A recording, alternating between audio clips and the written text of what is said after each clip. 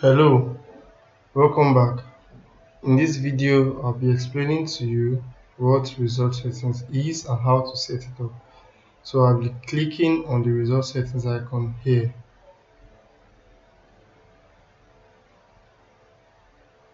So result settings simply means different activation items for you to click on depending on how your result is, how you manage your students' result.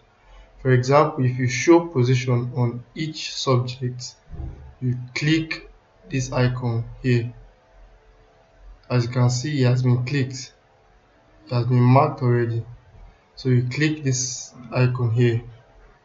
For example, if you show student comments, as you can see, it has been marked. You mark this icon here.